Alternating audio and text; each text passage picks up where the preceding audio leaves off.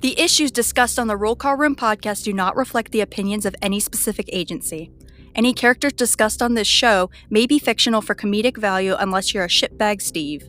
This podcast is rated explicit and listener discretion is advised.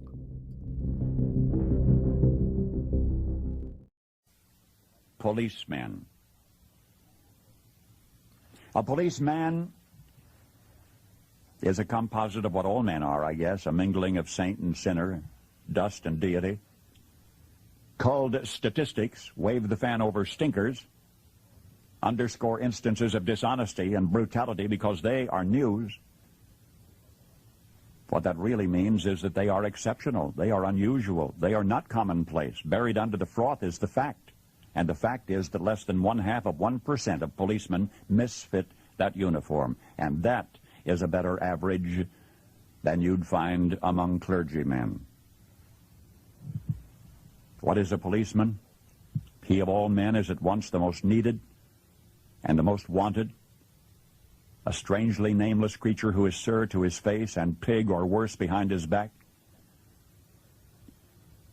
He must be such a diplomat that he can settle differences between individuals so that each will think he won, but if a policeman is neat, he's conceited. If he's careless, he's a bum. If he's pleasant, he's a flirt. If he's not, he's a grouch. He must make instant decisions which would require months for a lawyer, but if he hurries, he's careless. If he's deliberate, he's lazy. He must be first to an accident, infallible with a diagnosis. He must be able to start breathing, stop bleeding, tie splints, and above all, be sure the victim goes home without a limp or expect to be sued. The police officer must know every gun, draw on the run, and hit where it doesn't hurt.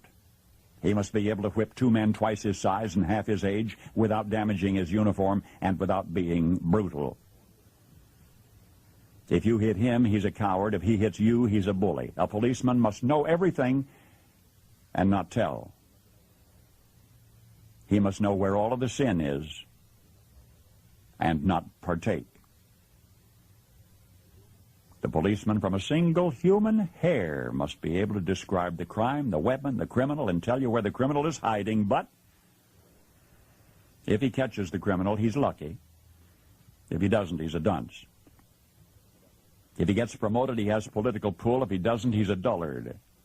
The policeman must chase bum leads to a dead end, stake out 10 nights to tag one witness who saw it happen but refuses to remember. He runs files and writes reports until his eyes ache to build a case against some felon who will get dealed out by a shameless Seamus or an honorable who isn't honorable.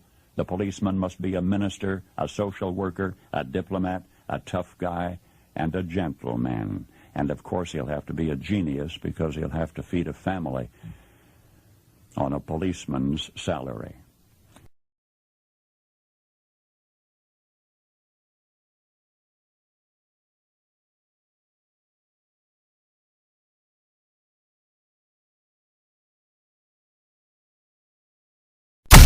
You're listening to the podcast that changed the game and rocked an entire profession. Talking about shit in law enforcement that keeps poor leaders up at night. When others run scared and hide behind fake policies, the Roll Call Room podcast tells it like it is. No bullshit. No matter how hard these Steves try, we keep killing it. And now, here are your hosts, Nick and Mark.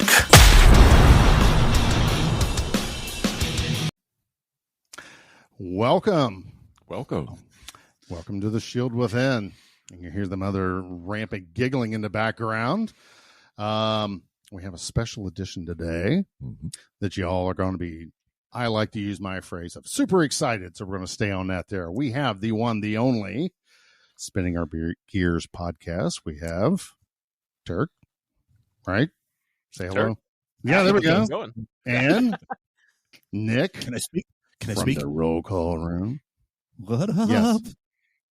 What up? We're going to call this. We're going to call this a three-way, but that just seems creepy Threesome? in more ways than one. When there's four of us here, it's Yeah. really complicated. It's a three-way better with somebody known- watching. Yeah. But Nick's in the middle. Somebody's so gonna hold the camera. Right. Nick looks like he's driving a Bobcat. So I don't know what that's all about. I do. So let's do a little business here. If you are on Facebook, stop by Facebook / The Shield Within or RCR or Rollcallroom.com. yeah, rollcallroom.com. Go ahead, Dirk. What's all your goodies? SpinningOurGears.com, or our Facebook is Spinning Our Gears OFF for Spinning Our Gears Official. Thanks a lot, Icarus. I thought you meant fuck off. So that was spinning our gears on. Oh, got it. All right. Awesome. Or our website, which is theshieldwithin.com. Go ahead, sir. Hey, Turk, that's the first Facebook account, or that's not the one that got shut down, the second one, right? Yeah, Spinning Our Gears Okay. OFF is the second Facebook because the first one got ceremoniously taken down. No. Yeah. Unceremoniously or I'm sorry, Mark. ceremoniously? Oh, Well, no. whichever word you want to use for that, really. It got taken down because of a bunch of pussies. Oh, Yeah. Multiple turns out- complaints then? Yeah, when you start making waves and your old agency catches wind of that, they do what they can to shut you up. Oh, I wow. would never do that. I would never, ever do that. You've never experienced that before either, have you? No, that's irresponsible. Yes. So continuing on. So, If Yeah, you go what? ahead. Well, let's wrap the business up here. If you're listening to this on whatever platform you're on, please all three shows like, share, and follow. Mostly follow. Kind of learning that I don't think so much the yes checkbox. The likes in Facebook are okay, but they don't do as much as subscriptions and follows on your favorite podcast platform. That does a podcast better than anything else. We're on the gram as well as Roll Call Room is, and Spinning Our Gears on the gram too. Yeah, we're all on the gram. So stop by and see us all. Check us all out. Like, share. We greatly appreciate it. It helps us all out on the business end. Dr. Dave. Yes. Good afternoon, gentlemen. Ooh. Can we make a rule real quick? If Dr. Dave is talking and my hand goes under the table, just don't make any comments at all. That It's rule is very, already very in hard to place. keep an erection while people are laughing at you. Well, you look at me and lose it, so don't worry about it.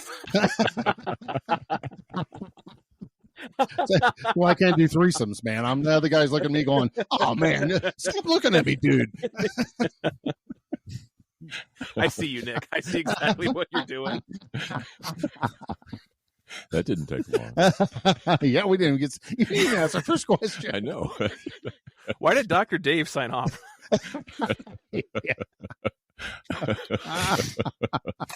So if you're watching this on YouTube, and you all should be watching this on YouTube, Not Pornhub. YouTube. not porn. Yeah. Thank That God. is awesome. That's next week. Man.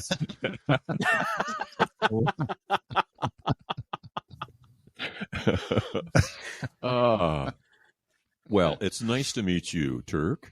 I have begun listening to your podcast in preparation for today, and Thank you. I enjoy listening to both you and Swagger. The most recent 2-part interview with Sergeant Zeke, I would recommend to anybody to check out. Both parts, first and second. Very, very worthwhile listening to. And your overall inventory, there's plenty of stuff in there for lots of people to get interested in and listen to. I kind of, because of my background, got oriented to your episode from last June on mental health. And I listened to that very closely and enjoyed listening to you and Swagger trade perspectives, experiences, that kind of thing.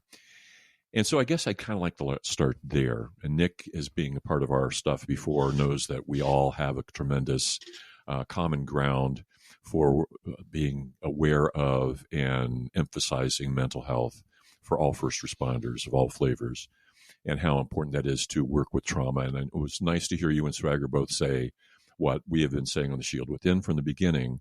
If you're a first responder, have a therapist. I mean, just period. Just have a therapist. Absolutely. If you hook up with one straight out of the academy, you're a very smart human being. If you wait until the shit starts to fall from the sky and you still see somebody, well, you're still a pretty smart human being. But it's good to have that resource in your pocket, that tool in your belt, that when shit happens, it's not if, it's when and how much and how bad. You've got somebody you can call on the phone. Maybe you've met them already, which would be the really, really great thing to do. So you walk in the door, you know the face, you know the voice, you got the sense of the rhythm of the interaction, and you can walk in and take care of your business. Really important to me. So I kind of really keyed in on something we have been really trying to do almost from the very beginning, which is to emphasize the incredible importance of self-awareness.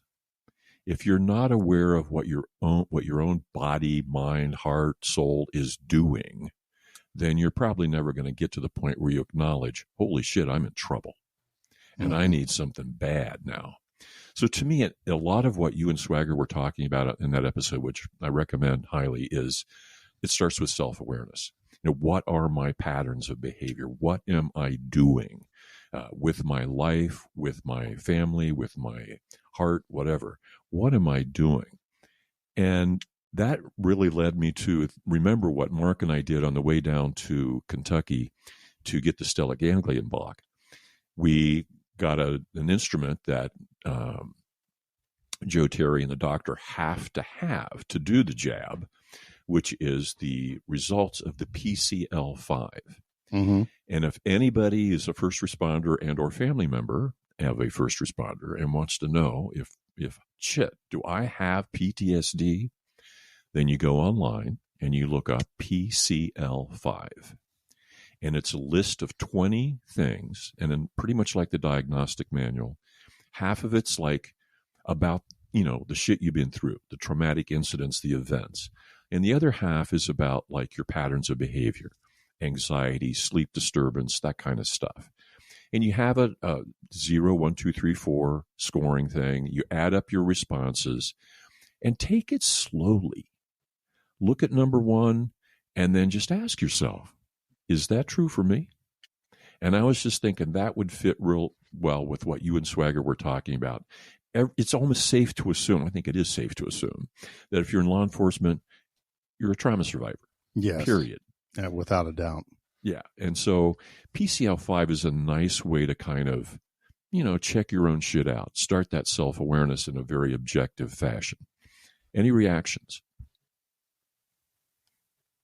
Hey, wake up.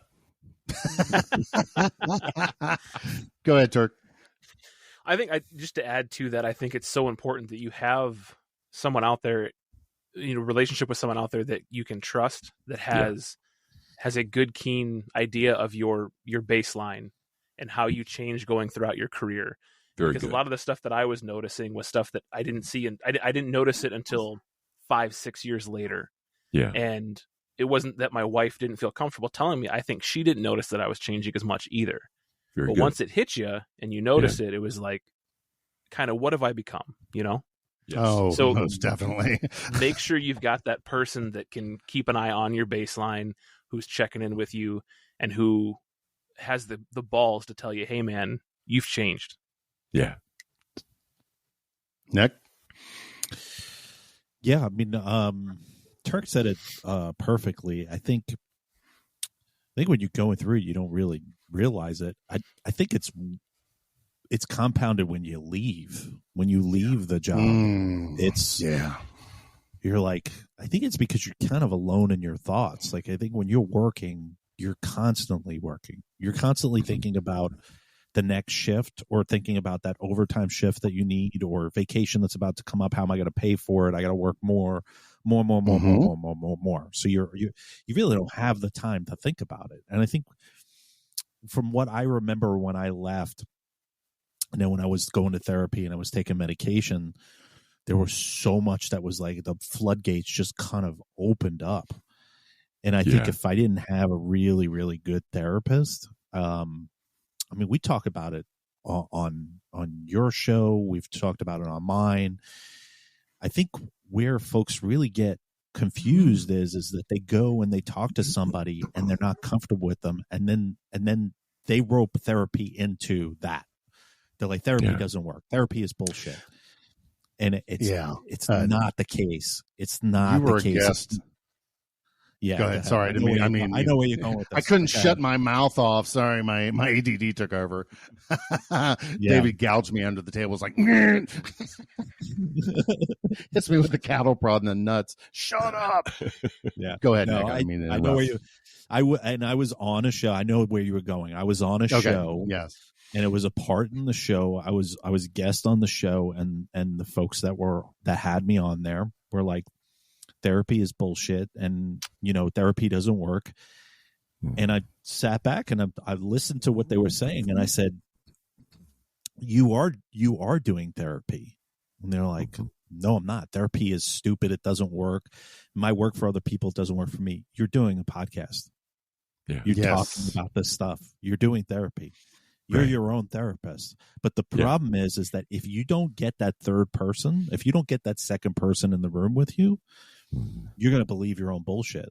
Yes. Like you're basically giving yourself therapy. You're giving yourself advice, and there's no neutral person to turn around and be like, no, that's not correct. Like that's not correct at all. Like if I had a therapy session with Dr. Dave, he would be able to turn around and tell me. He'd say, no, that's not the right way to think. That's you're incorrect. And I think that's where most cops, they don't like to being told that they're not correct. What? Like being told, what? Aren't we all in charge? But how dare you tell me something? I'll pose this question to Turk, and I didn't mean to steal your thunder, Dr. Dave, right. which is year one as a cop. Would you have even gone to therapy? Would you even believe that mental health was an integral part of your tools on your tool belt? I didn't even know my ass from my mouth year one, let alone having the foresight to go talk to a therapist and have that, have that starting point. No, I would not have thought of that. Yeah. And that was the big question is like when you're 1 to 5 years, you're just so entrenched in the job. You're just trying to make it work, man. Yes, you're trying to be one of those folks that are hanging on the Bearcat, and you're trying to do all those cool things that are in the recruitment video, and there's nothing wrong with that. There is nothing wrong with that. Not at all. But Mark and I have talked about this on RCR is that you get organizations that come to your police department that are suicide prevention organizations. And they come to your agency, and they spew out this stuff that is not the right things to reel you in to go get help. I don't want to hear somebody that's a professor come to my police department and tell me that I need help. I want to see a guy that's fucked up or that's tried to eat their gun, mark me. I want to see that guy come up in front of roll call, some crusty dude that's been on the job for 20 years, and turn around and be like, listen, I was that dude. I had every fucking Thin Blue Line t-shirt. I had every challenge coin. Yeah, he's covering it right now. I thought you were going to pull something out from behind the curtain. Oh my God, what's he getting? It looks black. It's cylindrical. Is this veins? He's ready to cut her loose. She's paid her dues. But sorry, total hijack. No, you're good. So I mean, I was in honor guard just like Mark, and I was Alexandria City, where I was a cop, was the host city for Police Week. So I met a tremendous amount of people. I got challenge coins up the ass and all this other stuff.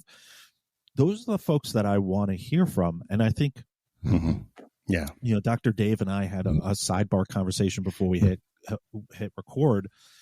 And he had a perfect assessment of me, which was that I'm a shit starter, and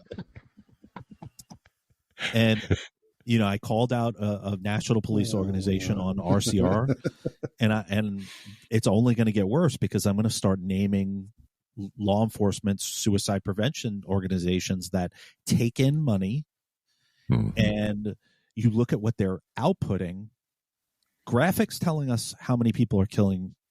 How many people are suffering, died from suicide, is not a law enforcement suicide prevention organization. Sorry. You can make all the graphics you want in the fucking world, but at what point are you going to start rolling up your sleeves and start doing some dirty work?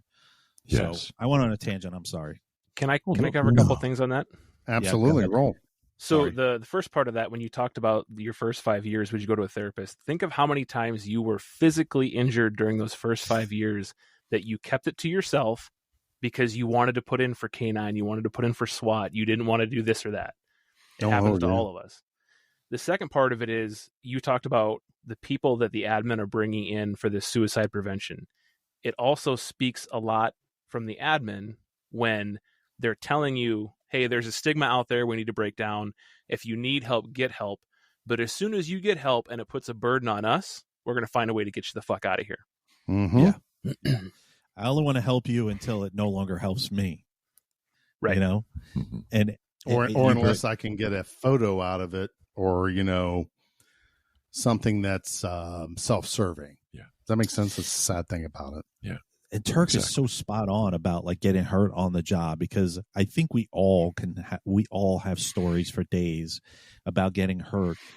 And I refuse to go on light duty. I pride myself in almost 20 years never being on light duty. And I have worked with broken bones. I have was involved in a horrific car crash that cut my cruiser in half. And oh wow. I didn't know massive back. Oh yeah, dude. I have pictures I could show you. A massive back injury. My wife had to come get me at the hospital, and I had to be wheeled out, and I couldn't walk, and I was on painkillers, and it was like on a Friday, Saturday, Sunday, Monday, I went back to work, and cold turkey stopped taking painkillers. So all shift on Monday, I was throwing up, just massive throwing up, massive pain. And I'm an idiot because now I look back and I should have gotten back surgery to fix that. And now I'm hunched over like I'm on Pornhub because I didn't take care of myself.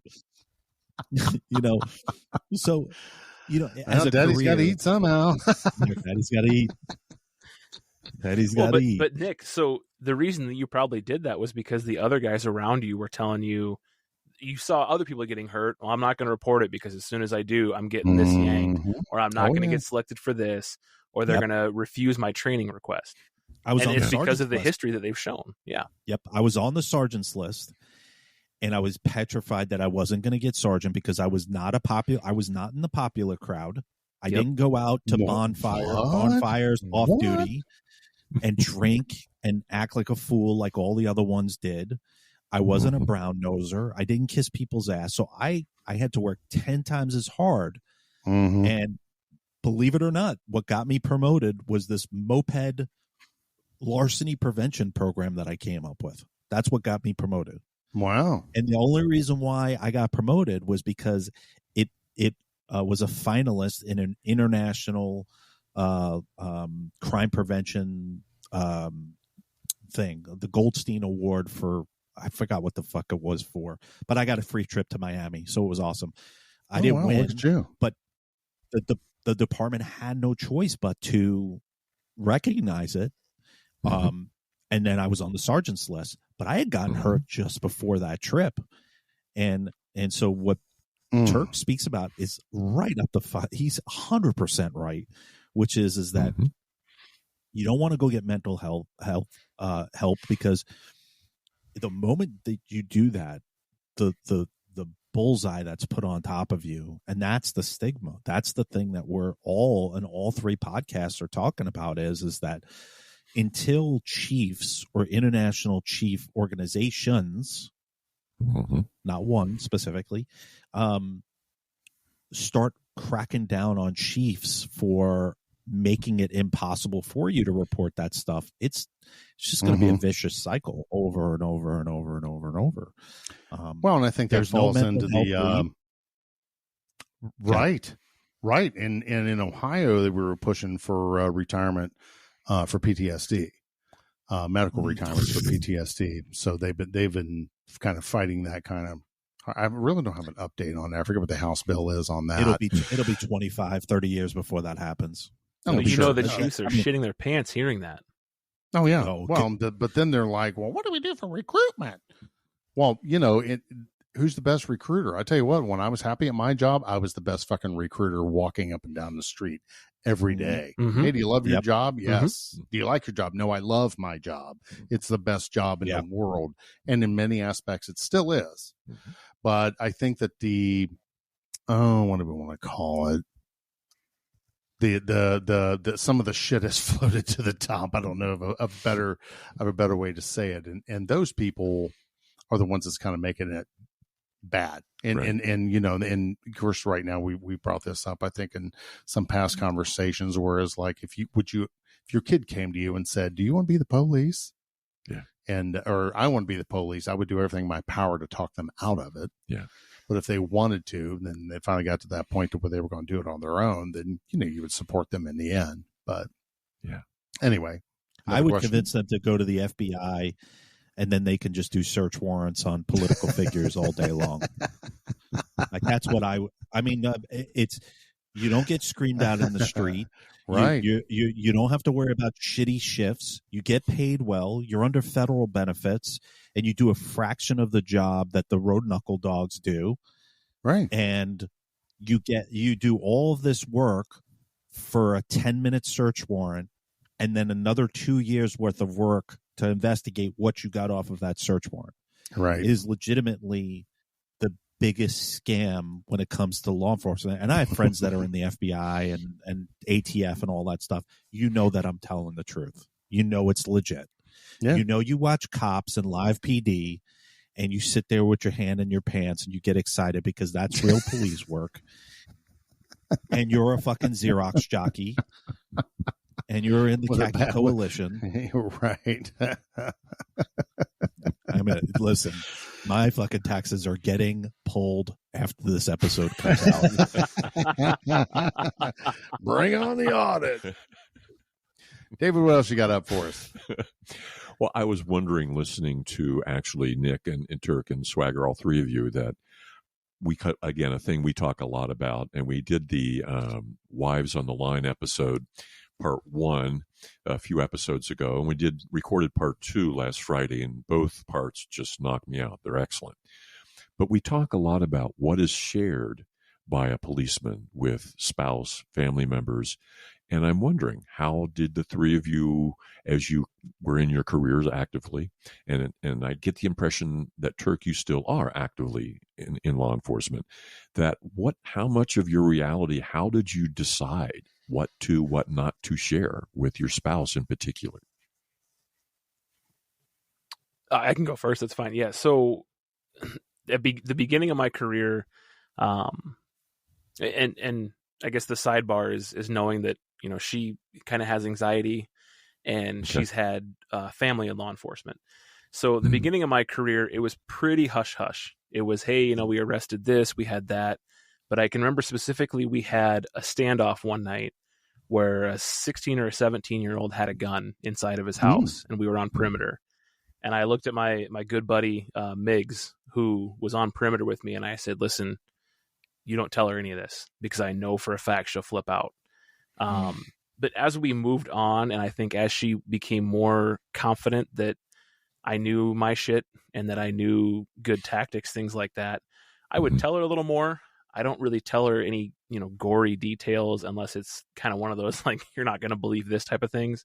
But I keep her more apprised now, because I think it's important that she knows what's going on, both, you know, just back and forth between the two of us. Yeah. Yeah. That's a really, really good question, Dr. Dave. It's almost like you definitely belong on a podcast. I would guess that he's been like in mental health for like 40 some years with an in-depth question like that. But those questions are so deep.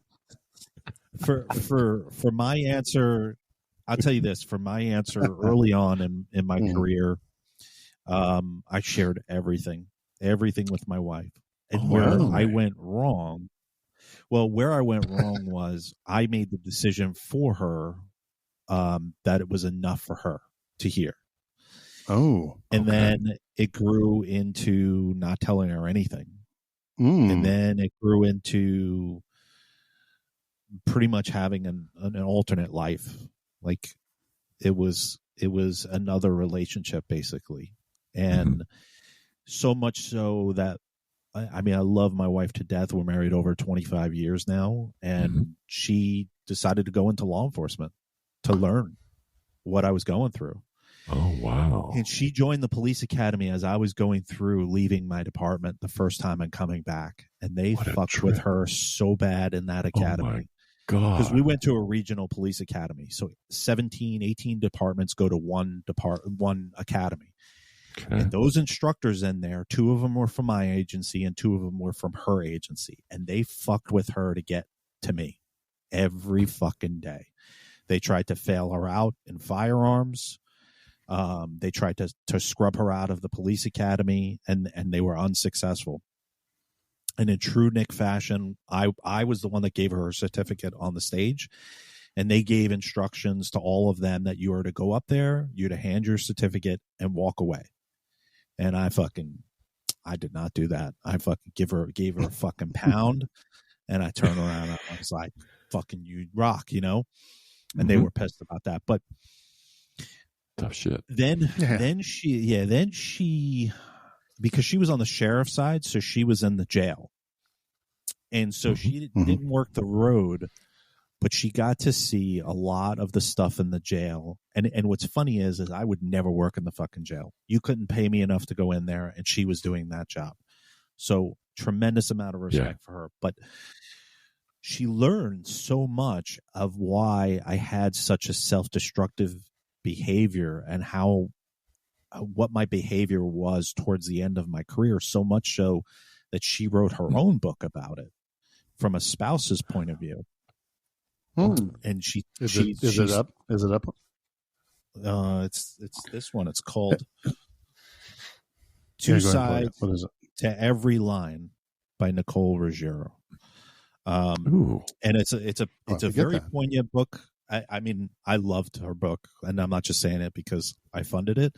But so buy 2 copies, one for you and one to give away. Please. You can find that on Amazon. Yeah. Daddy's got to eat.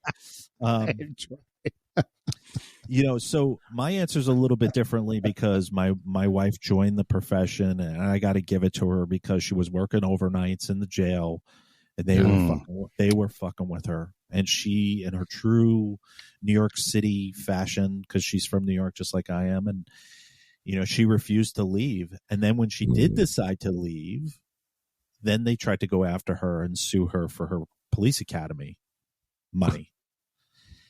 And they tried to sue her for prorated. I think it was like $10,000.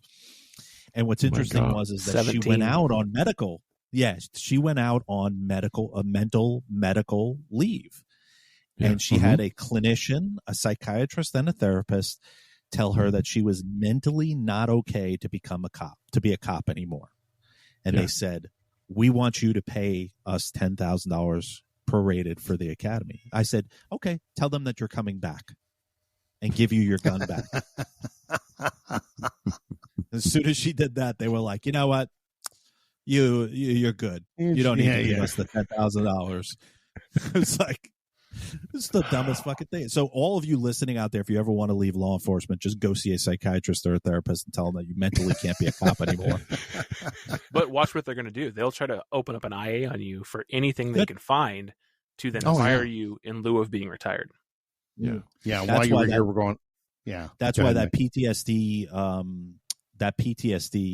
disability is a big issue for them because, and I've said this a couple of times. I don't know if I said it on this show or on my show or somebody's show. I said, eventually we're going to need to get to a 15-year pension. And a couple of folks are like, oh, I don't see that ever happening. You're going to see that happen. When PTSD becomes a disability, you're going to have to make 15-year pensions because these municipalities are going to have to figure out a way to get what they can get out of you. And if it's 15 years, it's better than 5 years. And that's the way it's going to have to be. 15 years with a 45% payout or a 50% payout is better than paying you 66 2/3 untaxed for the rest of your life plus medical. So they're going to figure out a way. They'll figure out a way. The FOP is not strong enough to pass it like on a national legislative way. And it needs to be addressed because there are legitimate people that have PTSD that's debilitating that they can't work anymore. And of course, you know it as well as I do, folks, meaning Mark and Turk, you know that there's going to be pieces of shit within our profession that are going to use that to get out of being a cop. And they're going to ruin it for everybody else. Because I can name 5 from my old agency are going to be the first ones at the fucking disability window. Like, I got 2 paper cuts. I got trauma from that. I could never handle paper. I need PTSD disability. Right. Yeah. Yeah. I digress. That's all right. So let me have my little hitch here, then we'll go on to the next one. When I first became a police officer, I was told, don't share any of this.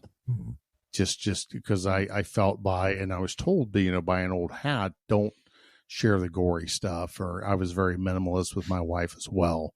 And it's like, if you don't tell anything, you're protecting her.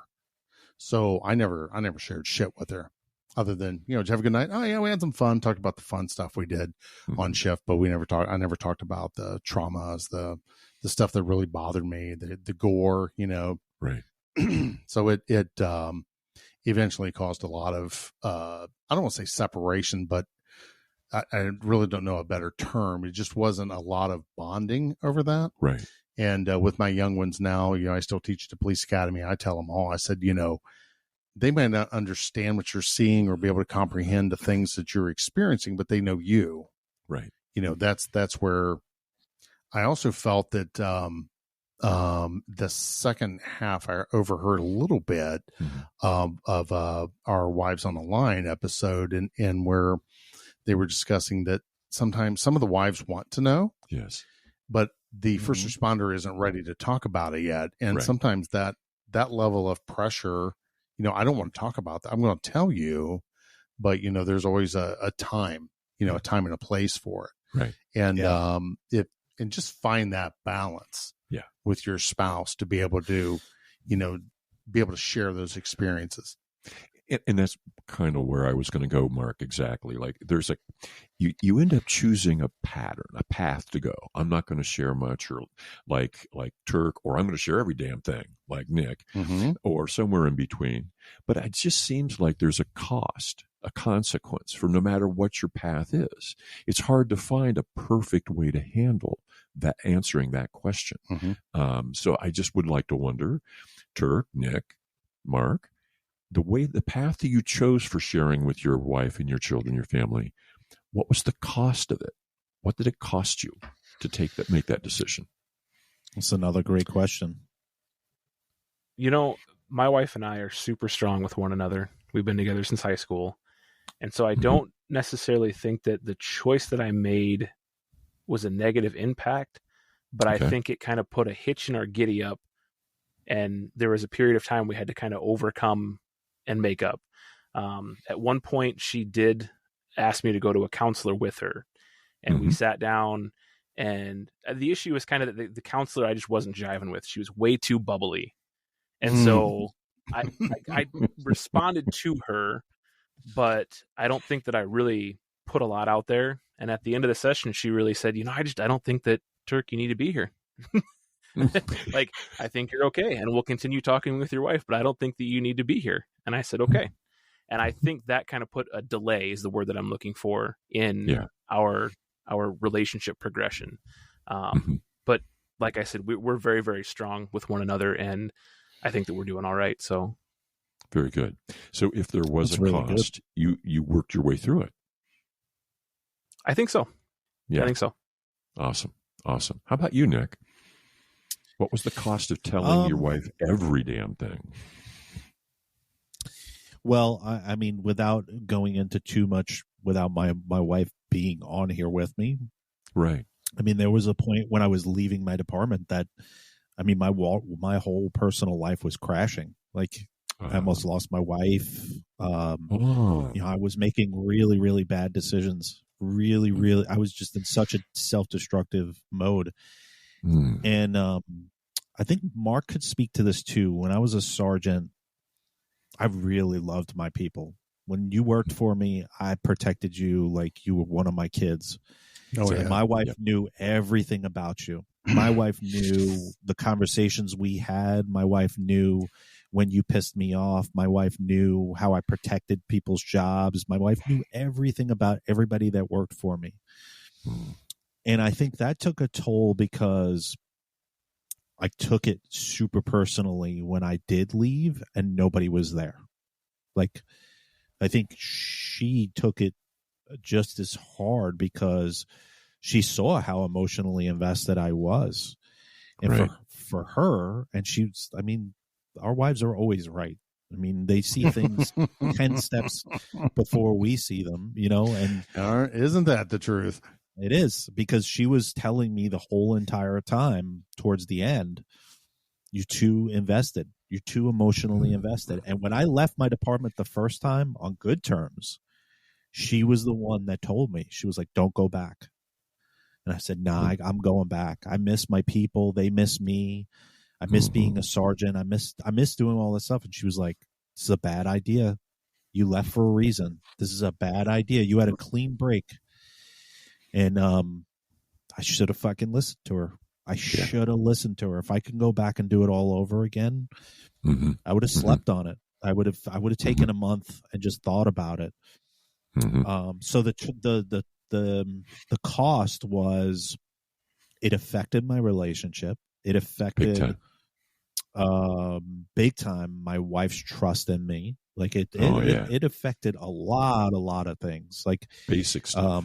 And you don't see that stuff. Yeah, you don't see it until it's like over. Right. And you know, now with the job that I'm at now, I really listen to her a lot. Like, I'm the same way I was. Like, so, you know, I've got a lot of people that work underneath me now, but on a national level. Yeah. And she knows everything about every person that works for me at the company that I work for. And she'll tell me, she's like, you care too much. You need to care less. Don't be careless. Just care less. Pull back. And she's 100%. She's 100% right, because my expectation for people is up here. Yeah. When really, for them to be dynamite is here, and I have to constantly do an evaluation and kind of be like, you're expecting too much from people. Your output, and this is something that I used to tell people when I was a cop, to my peers that were sergeants. You've got cheetahs, you know, panthers up here, and then you've got like zebras down here. Like, there are different people in the wild. They don't all perform the same. You're not going to get a group of 5 people that are all fucking panthers. You do need the zebras. Those are the ones that you need to go to calls for service and do nice reports.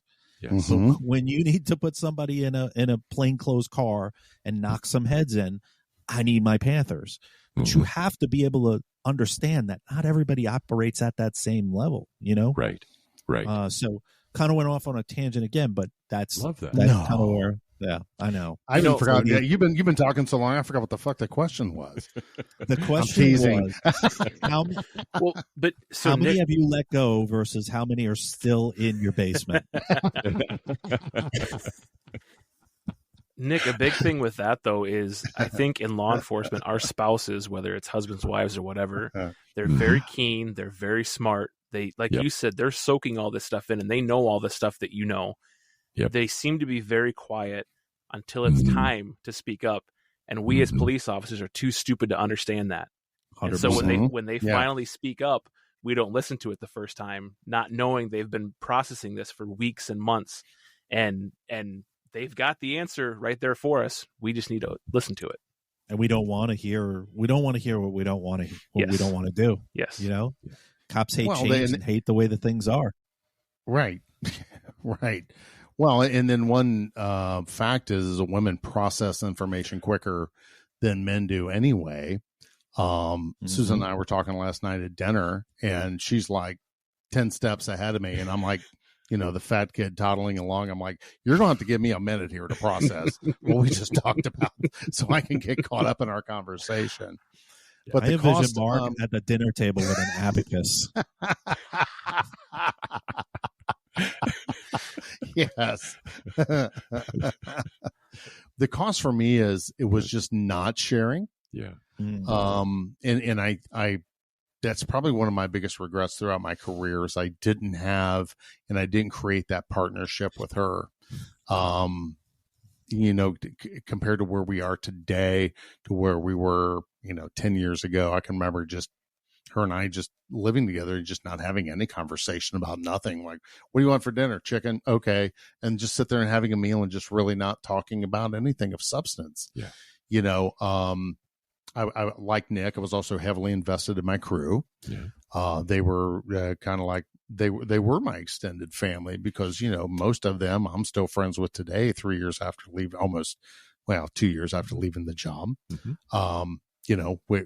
I'm proud to be able to share the microphone on the Shield Within with Kelly, which is one of my officers. I feel really responsible. Due to our critical incident, that was the one. Right. As you well know, David, we've spent a lot of money together. Yeah. Working through that. Right. That's something that I'm heavily vested in with her and Right. Dan and Jim. Yeah. You go through a critical incident like that, you develop a bond with those people. And I don't ever see them not being in my life Right. from this point forward. But, Susan was out of town when that happened. She was at a client. She was out west, and I think she was in Utah. Mm-hmm. And that was something else that really fucked me up. What if I'd have got put down that day? What if I didn't survive that incident? Yes. The quickest you could get home would be 5 days. Wow. How the hell do you pick up and leave? So, that fucked with me. And then, then I was home alone dealing with all that on my own. So that was just deep embedded trauma. But her and I worked through that. Her and I talk about it through the beauty of EMDR and the stellate ganglion block. That episode is healed. Yeah. You know as well as I do how many times we've been sitting around air in the studio, and I would get fired up or choked up or teared up or whatever the hell you talk about, when that happens. But the cost is that I feel that it is detrimental to a marriage by not having your partner there to lean on. Yeah, absolutely. And 100%.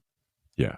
The support, the connection there is vital. Mm-hmm. And your kids, connecting to your kids and maintaining those connections. Absolutely. Vital. Yeah. Connections with friends that aren't in law enforcement, your family, etc. Vital. Keep a hobby that you had when you were 15 and 20 when you started to be academy. Mm-hmm. Keep that going. If that's playing the bass, if it's stand up, whatever it is, man. Those are the things that help keep you sane as you walk this path. And so often what I saw happen with all my first responders, all flavors, was the result of not sharing was isolation. Oh, yeah. And isolation compounds everything that's going on that's negative. Times 10. Yes. Your thought patterns get totally trapped and looped and you can't get out of them. Mm-hmm. Your emotions get really stuck, easily triggered. You don't even know why. Is that your hooker crying out there, Nick? Put a little more tape on that and quiet her down. I'm sorry.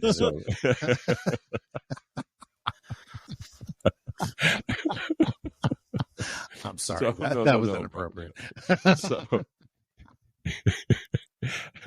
part of the cost I see is isolation. And isolation then becomes its own, creating its own cost, and it just compounds itself and gets more and more difficult to get out of. Okay, I have a question for Nick and Turk. We're talking about isolation and negativity. So how rampant was negativity at your department, Turko? Yeah, terrible. It was god awful. And, I've talked before about how I would get negative pretty easily and not realize why. I realize now why that was.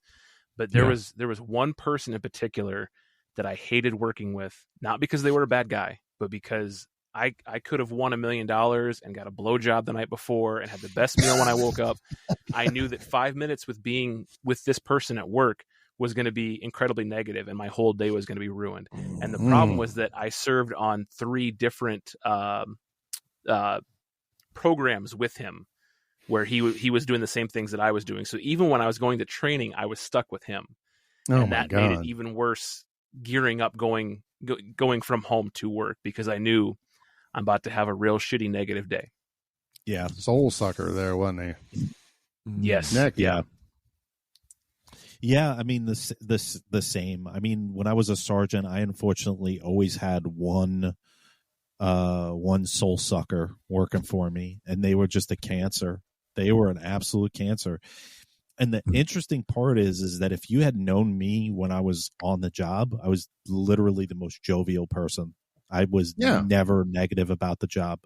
Yeah. Even up until the day that I left the first time, I didn't have a negative thing to say other than the chief that ultimately was removed was detrimental to that department. And I left it at that. I never complained down. I never ever complained. That was a rule of mine that I still keep to this day at the job that I have now. I never complain down. I always complain up. Yep.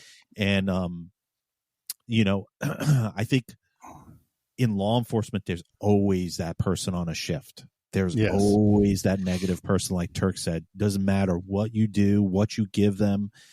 I've led teams that were, specialized units where they had the pick of their schedule. Always a person that complained about something. They wanted a different uniform, or the uniform that we have isn't comfortable, or, why do we have to work till 6? We should work till 5, or stupid shit. Just stupid things when you look back at it and you're like, dude, you got the best job in the world. Like, why are you so negative? Why are you so negative? You're making a lot of money. You got a great job. Well, they write movies and TV shows about this profession. Yeah. Shut up. I've had one before. I'm just like, do you bitch this much at home? You want to talk to their spouse. Is this all this guy is just, Well, and it's just interesting that you say that, because the majority of those that are so negative are the ones that work so many hours because they don't want to be. Exactly. They don't want to be home. Fuck this place. Yeah. And you're like, dude, no, you're double shifts. Yeah, exactly. I'm sorry. Yeah, your family doesn't want you fucking home. You're a miserable. If you're this way with people that are not your family, I can almost imagine how you're a miserable prick when you're home. Unimaginable. Unimaginable. And it's indicative. It doesn't matter what part of the country you work in. Right. Every department has the tactical Tommy. Everybody's got the negative Nancy. Everybody's got the same people in their organizations that just cut from a different cloth, and they're wearing a different cloth. Yeah, same department, different patch is what we say here. It really is. You go to Police Week. It's the most. It's a memorial that whole week. But you'll go to Tent City and you'll see at least 15 of them that are just pricks. You're just like, you're a fucking prick. You're miserable to be around. No wonder why your department sent you here. They needed the break. Yeah. Gee, I'm sorry. I don't want to mess up your bad time. Yeah, exactly. Exactly. Jeez, man. Like, golly. We had a cake while you were gone. Yeah. This is no kidding. This reminds me of a story. Before I got to my former agency, they had a chief on there that they all hated so much that when he left, they threw a party that did not invite him. They were celebrating him going out the door. They were all so happy when he finally left. I mean, anybody that's listening to this, if you walk into a room and people stop laughing or talking, you're a prick. Yeah, they're talking about you. Exactly. 100%. So if you're wondering if it's you, it is. Or if you don't know who the person is that's on the radio all the time, maybe you better look inside. Yeah. What else you got for us, Dr. David? Do we have enough time? Yeah, sure. Roll on. What do we got there? We good, Nick? Yeah, 5 moments. All right. Okay. 10 or 20. There was something at the end of the last episode, Turk, that felt really common ground for Mark and Nick and I, all four of us, that cops really need to be more supportive of each other. They need to be there for each other. But my experience is that is not what happens. I mean, I'd have to say, honestly, I mean, the stories of what happens on duty, those are incredible. But the stories about what cops are doing to each other to fuck each other are more incredible to me. Oh, yeah. And I'm still amazed when I hear them. It blows me. I did not hear that from my veterans in the Army, Afghanistan, Iraq. They did not tell me stories about how they were all fucking each other by, with each other's mates. I mean, there's just so much of that goes on. I heard that and I thought, dude, you're right. But reality is that doesn't happen. Sometimes the hardest people on cops are other cops. Oh, yeah. Reactions? Oh, let me gear up on this one. Okay. So I think that it's two very big things. One, you've got guys that today, they don't know what camaraderie is. They don't know what this shit means back here. And I've got a good story about this that I'll tell one day. They're so concerned about themselves and they want to escalate their career that they will do whatever they can to cover your star to make theirs look brighter because of the inadequacies that they have. Yeah, exactly. The second part of that is you have admin out there who are bad at their jobs who they feed the fuel to that fire because they know that the patrol division, the first line guys being separated are weaker than if they were together. So they're doing what they can to keep pushing down on those guys and keep creating that separation. They're not going to do anything to fix it because it makes them look better. Right. So did you have any supervisors there that purposely launched grenades between people? Did you have anyone stirring at that level? Yes. I mean, you don't have to name names. I mean, no, because I'm trying to pull one of the many stories out. We had one guy that was, and I'll give him credit, he was smart, but his big thing was he would isolate somebody and he would tell them something, and it would be a lie. But because it was just between the two of them, there was just a he said issue. When that person got in front of a group of people, they wouldn't lie. Or they would say, I don't remember saying that. I don't remember saying that at all. Well, you're not lying if you don't remember saying it, right? That was a big problem that we had there, was that type of stuff. We had a supervisor in my agency, and me and another officer that were there fucking hated one another. And this was a feud that went on for 8 years. And this guy just would purposely launch turds into the punch bowl just to keep that drama chummed up between me and this guy. And finally, and I was just like, fuck this guy, because he worked opposite of me. I never had to work with him, but I finally ended up being his supervisor. And instead of thinking, oh yeah, it's my turn to turn the screws on this guy, I decided, it's time to fix this. Okay. And I waited for him to get done with his lunch. I heard him mark back in service. He was on station. So I walked back there and I said, hey, man. He's like, oh, no, I'm clearing right now. I said, no, I need you to sit down. He's like, what's up? I said, we need to talk. So he thinks here it comes, so he's kind of like bracing for impact. And I said, no, I just want to talk about my failure as a supervisor to have fixed this before. And then I just kind of started laying it out. This and this and this. And he's like, hey, that didn't happen that way. So-and-so said this. And I'm like, see, I knew this person was, antagonizing this. Yeah. So, and as it worked out, he left. I think he worked for me for like another 6 months, and then he went to another agency. And I'm proud to say him and I are friends today. But I felt that it was horrible that a person in the supervisory role kept that drama chummed up between two officers at a police department. Yeah. So, Nick, all yours. Well, I mean, Turk he said it perfectly, which is it sums up exactly why we eat our own. And you see this in agencies where the leadership is so bad, because the more infighting there is at the ground level, the less you focus on how bad the leadership is. And that's what it all really boils down to.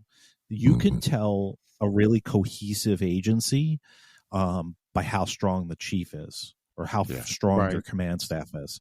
Yeah. Because a chief will come to roll call on a regular basis rather than being forced to, or hears rumblings that people are making fun of him or her for not coming to roll calls. And on smaller departments, there is no excuse for you not to be going to roll calls on a consistent I agree, 100%. basis. And that puts out rumors. As a chief of police, you walk in and you say, hey, listen, I have heard this, this, and this, and that is bullshit. And it's not going to be tolerated. So if I hear somebody saying it, or you hear somebody saying it, I want to know about it. And that's how you put rumors to bed. And that doesn't happen in agencies because these chiefs are absentee. It's a telephone game. They tell their deputy chief, who then tells a captain, who then tells a lieutenant, and the lieutenant tells another lieutenant. By the time it gets down to the boot level, the story doesn't even fucking make any sense. and so today we're wearing purple pants. What? and to Dr. Dave, you don't know what type of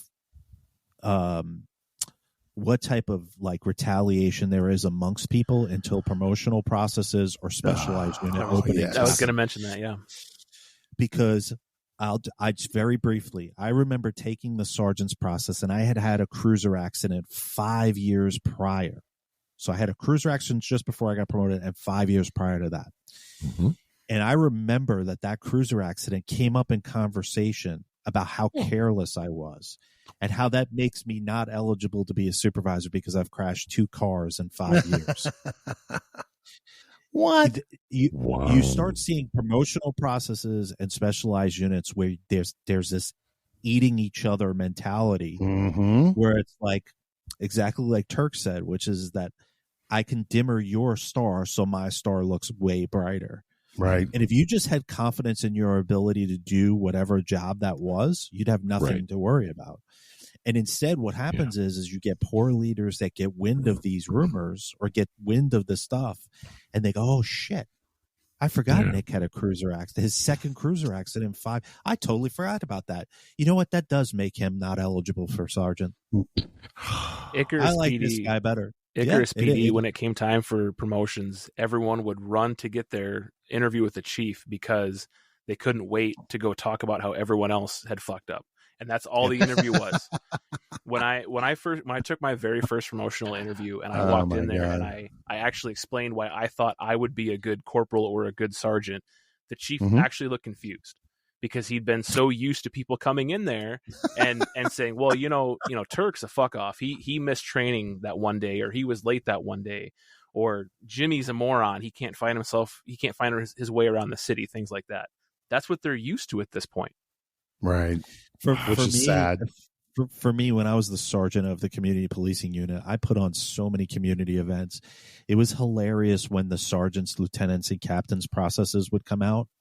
I would never see these fucking jokers come to any of my community events. Yes. And then there you see the chief shows up for a community event, and these motherfuckers are in their core frams and their fucking their nicely pleated pants and a fucking crease down their sleeve so sharp you could cut somebody, and they're getting out of their cruiser and you're thinking that they're in like some sort of fucking music video or something. And you're like, and I would just sit there, and all of my guys that worked for me, I would poke them. I would be like, watch this. Watch him get down and suck this chief's dick for the next 20 minutes. It's pitiful. I never did that. We had a guy that never once picked up overtime, never once did a community event, but when it came time for the chief spot opened up, he showed up at the largest event there was and walked up and down every aisle of every people, handing out stickers to the kids, because that's what fixes community relations now, is stickers with kids. I thought it was cookouts. It's funny.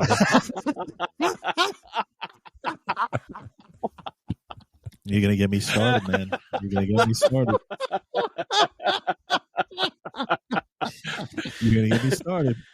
Oh man, you guys need to be on YouTube to see the look on Nick's face when I launched that fucking grenade.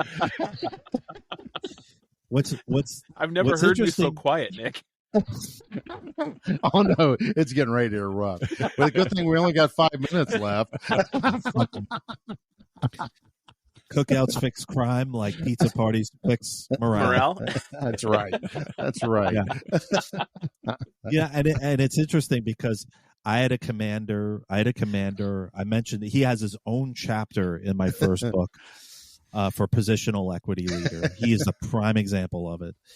And he was a deputy chief. He got demoted down to a captain in my old agency. And then he retired. No retirement party. No one would have showed up anyway. And now he's working at the sheriff's department of the city. And he's doing the same things he did over at my old agency where everybody hated him. He shows up at every community event with corframs on and, chummy with all of the citizens and powwowing with all the kids. But these people have no conception whatsoever that he's a poisonous pill. He's a poisonous pill. And they won't fucking listen either. They don't. They don't. They get their perceptions and, he's really a good guy. Well, he's only tanked the last 4 departments that he's been at, or the past 4 cities that he's been at, but we're going to give him another chance. His resume looks good. He's the kind of guy because when I got hired at the department, he was a sergeant, and every specialized unit that he went to, people jumped ship. And the way that poor leaders look at that is they don't look at it as that the leader is wrong. Right. They look at it and they go, look at how great he is. Look at how he is getting rid of dead weight. Yeah. But not looking at the fact that the people that are jumping ship are the top performers. And Mark and Turk can relate to this. If I'm in street crimes and I jump from street crimes to go back to midnight patrol, something's wrong, right? Oh, yeah. Something is seriously wrong. Yeah, because street crimes are in plain clothes. You have an unmarked car. Yeah, that's... You get to wear a beard. You get to, you get a fucking rental car. I mean, it's great. But this was what that guy was. He was the cancer. And he was in internal investigations when my shit went down. He was the fucking commander. He was the guy that I talked about on the podcast. I was like, as soon as I found out I was under investigation, I was like, yeah, I'll be out soon. when he investigated you, though, did he make you go to your house and collect evidence and not wear his body cam while he was doing that? And no, he didn't do that to me. He was actually quite the opposite. The people that know is what I'm saying. He used 2 fingers before he slammed it in. Okay. He was very, very generous. He was very generous. He was a gentle lover. But he didn't violate 6 policies while investigating you to then try to get you fired, is what you're okay. But here's the thing about that. You're not allowed to bring up that stuff because it's rules for thee, not for me.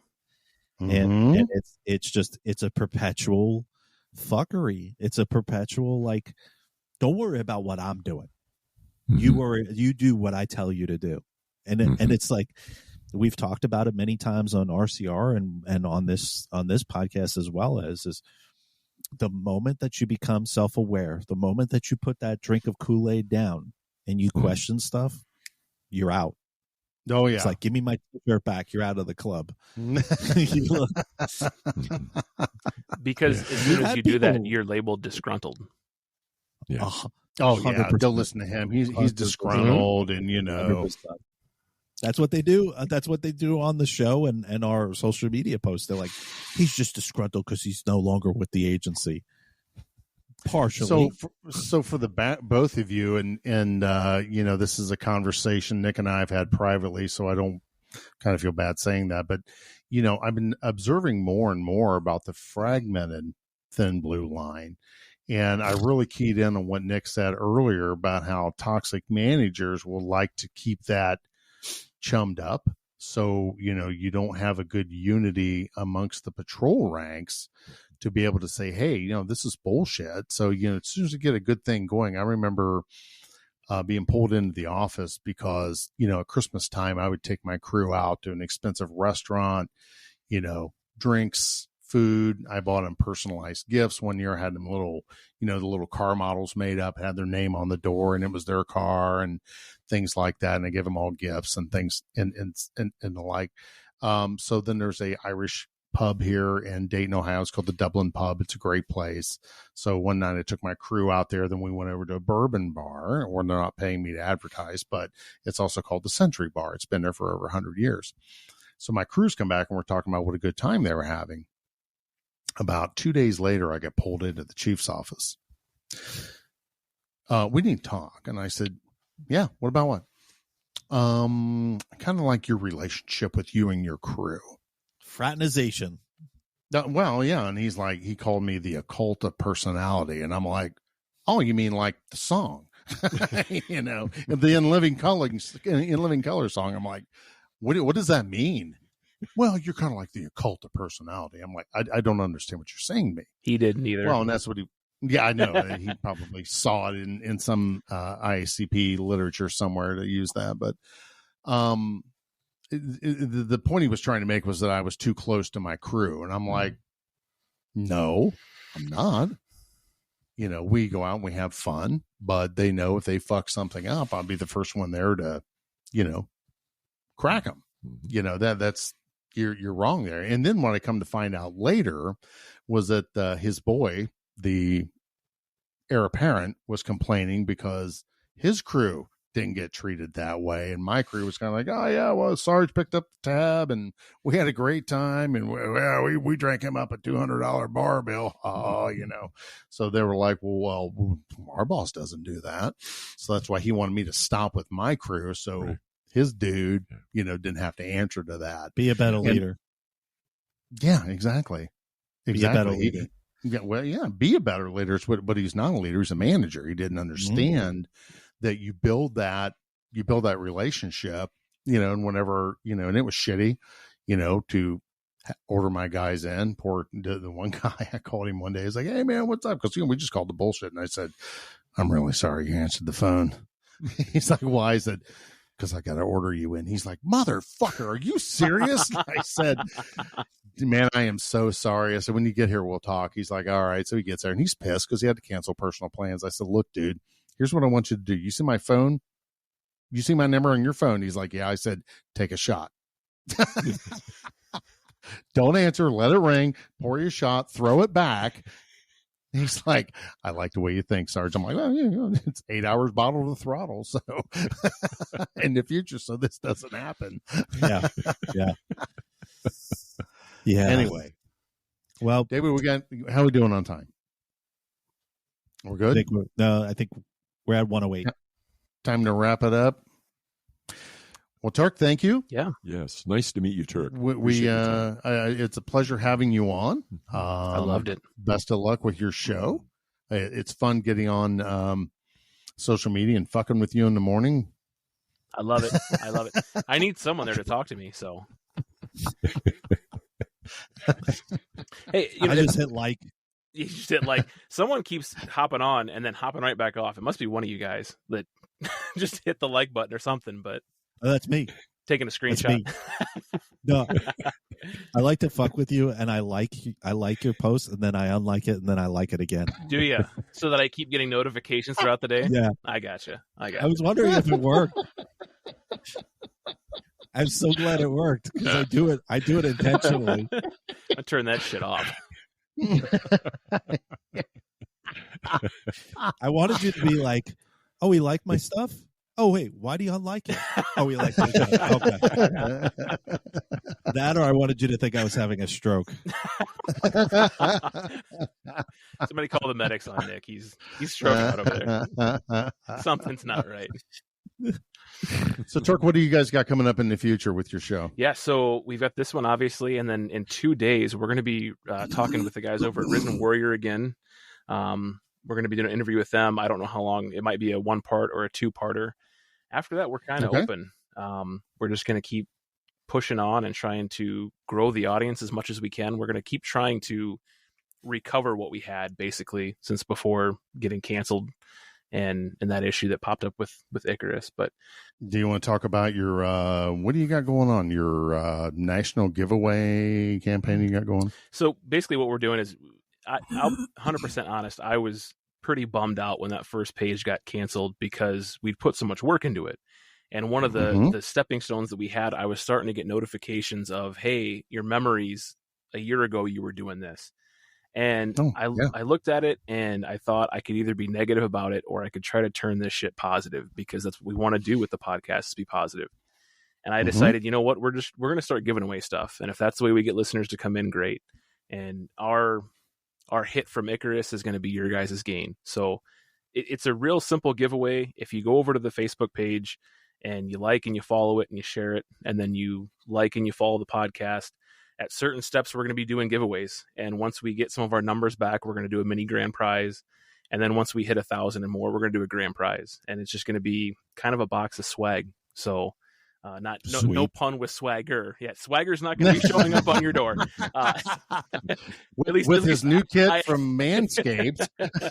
I haven't told him that yet. Yeah. Oh, all right. I'm going to need you to start stripping, buddy. No, we're going to be giving away some stuff. And I kind of want it to be a little bit of a surprise is what it is. Some of the stuff is going to be stuff you guys can't buy. I think we got to have that allure. But we know the support's out there. We felt that support, and we just want to give back because of that support. Oh, sweet. Yeah. Awesome. So you said Risen Warrior Coffee. Nick, you had a little brief dance with the coffee biz, right? Yes, I did.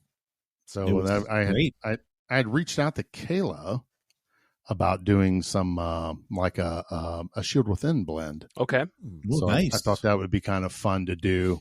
Cool. So I think she's sending me some samples. Okay. And then we talked about that. So hopefully we can get something put together there. Yeah, I'll bend her ear in a couple days here. Yeah. Cool. Nick, what do you got to wrap us up with? Just a new co-host. Guys, okay. I mean, yeah, I drop mics like it's hot. So I got that. Rollcallroom.com. Oh, that's funny. From Mike to Mark. Mike to Mark. Yeah. I just like the M's, M&M's. But I will say this. I love what you're doing. I love what you're doing, Turk. So this is what I am going to do. The Roll Call Room will donate a piece of swag from our sponsor, manscaped.com, for you to give away. I will talk to you offline what we're going to donate to you to give away for swag. Well, thank you. So that's one of our sponsors, big sponsor. And you got to treat the balls right. Del, thank you. Is there a promo code?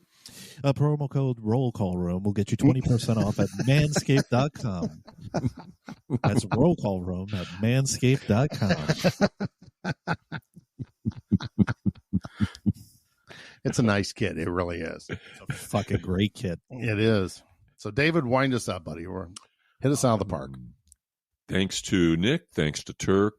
Listening to Roll Call Room. Listening to Spinning Our Gears. Hello to Swagger, wherever you might be. Oh, there it is. Oh, my gosh. Wow. We have show and tell. For those of you who aren't watching the video podcast, no, Swagger did not just pop up under my table. Nick was showing off the Manscaped merch. Okay. Oh, we thought Swagger was down there shaving you. A live demonstration of balls. Why do I feel like I just lost a co-host? You need advice on that, I'm here. Well, as long as he doesn't launch his own podcast. Yeah.